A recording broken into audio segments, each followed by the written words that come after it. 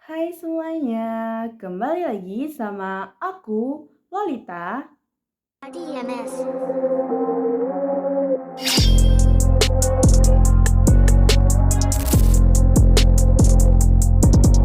Nah, pada video kali ini, aku akan menjelaskan ke kalian semua tentang misensin. Hayo, siapa nih yang udah penasaran? Apa sih misensin itu? Jadi gini simpelnya. Saat kalian menonton film, pasti pernah ngerasain suasananya tuh sedih, tegang, misterius, padahal belum ada dialog percakapan apapun. Nah, itu biasanya terjadi karena penggunaan mise-en-scene. Jadi, sederhananya tuh mise-en-scene adalah segala sesuatu yang terlihat di dalam frame film. Mulai dari tempat, pencahayaan, kostum, sampai bagaimana aktor bergerak di dalam sebuah adegan.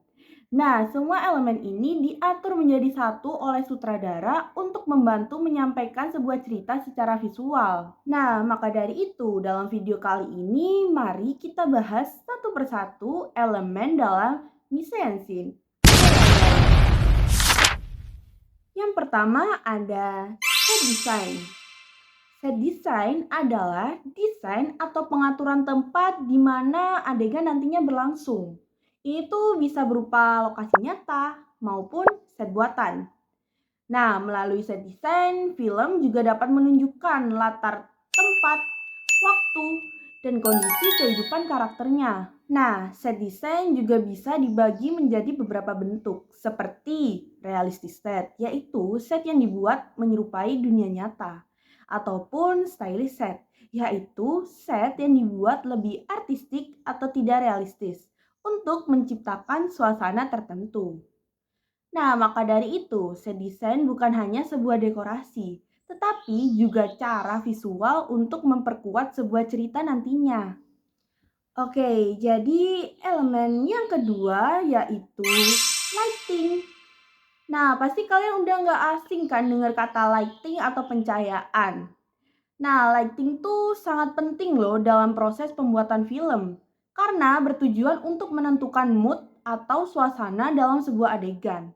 Lighting juga bisa untuk mengarahkan perhatian penonton pada bagian tertentu dari frame.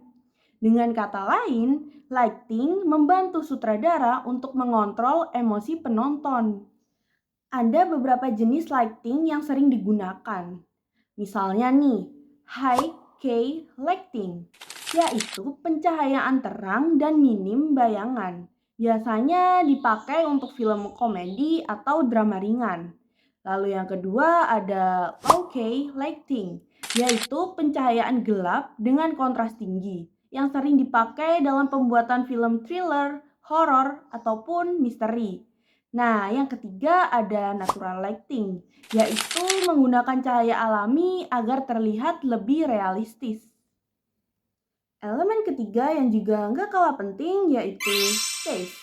Space atau ruang dalam frame mengacu pada bagaimana ruang digunakan dalam frame film. Dan ada dua jenis space, yaitu positive space dan negative space. Positive space yaitu area yang ditempati oleh karakter atau objek utama. Sebaliknya, negative space yaitu ruang kosong di sekitar karakter.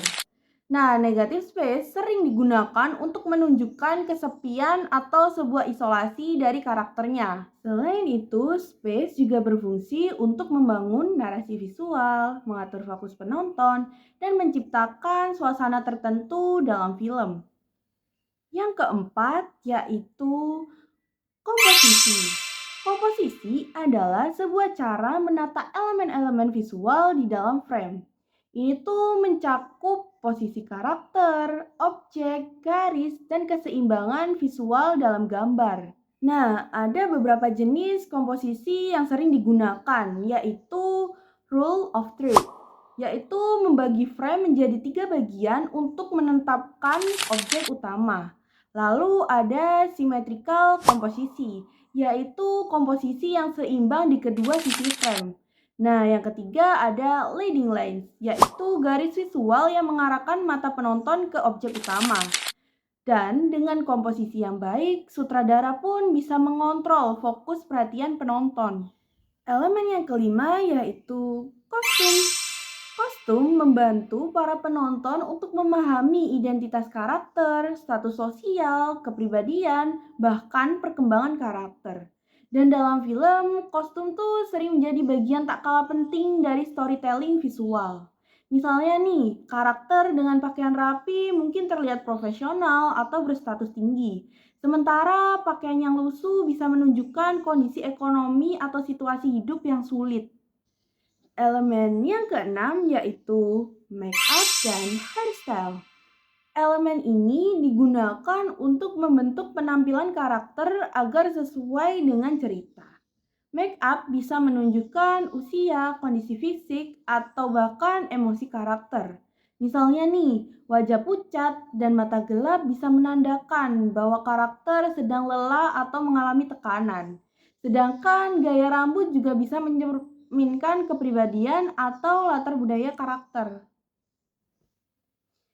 Nah, elemen berikutnya yang menurut aku cukup penting yaitu acting. Acting adalah bagaimana seorang aktor mengekspresikan karakter melalui gerakan tubuh, ekspresi wajah, dan intonasi suara. Akting yang baik pun dapat membuat karakter terasa hidup dan membuat penonton percaya pada ceritanya. Bahkan tanpa dialog, ekspresi kecil seperti tatapan mata atau gerakan tangan bisa menyampaikan emosi yang kuat. Nah, elemen mise-en-scene yang terakhir yaitu aktor blocking. Aktor blocking adalah pengaturan posisi dan pergerakan aktor di dalam frame atau ruang adegan. Biasanya sutradara menentukan di mana aktor berdiri, berjalan, atau bergerak agar adegan terlihat natural dan mendukung sebuah cerita. Blocking juga membantu menciptakan dinamika visual dalam frame. Misalnya nih, dua karakter yang berdiri berjauhan bisa menunjukkan adanya konflik atau jarak emosional. Oke, jadi bisa disimpulkan ya bahwa mise-en-scene adalah sebuah kombinasi dari berbagai elemen visual yang bekerja bersama untuk membangun makna dalam sebuah film. Mulai dari set design, lighting, space, komposisi, kostum, make up, acting, dan aktor blocking.